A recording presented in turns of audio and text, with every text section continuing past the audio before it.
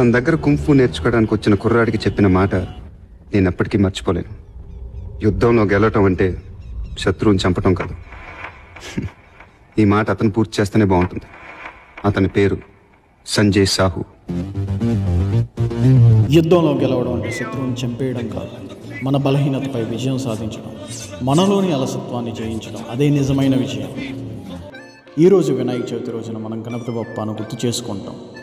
అక్షరములు నేర్చుకున్న మొదటి శిష్యుడు, జ్ఞానాన్ని అందించిన మొదటి గురువు, అవరోధాలను తొలగించే వినాయకుడు. ఈరోజు మనకు చెబుతుంది, అభ్యాసం తోడైతే అసాధ్యం అనేది ఉండదు. నాకు కుంఫు సాధనలో గణేశుడి సహనం, పట్టుదల గుర్తొస్తుంది. ప్రతి దెబ్బలో, ప్రతి కదలికలో నేను ఒక కొత్త పాఠం నేర్చుకుంటున్నాను.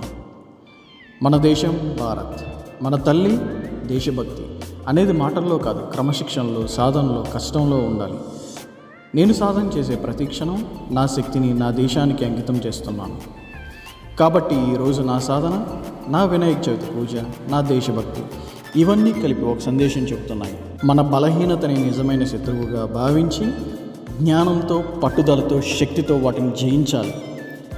అదే గణేశుడి బోధ, అదే యోధుడి మార్గం, అదే భారతీయుని ధర్మం. జై హింద్.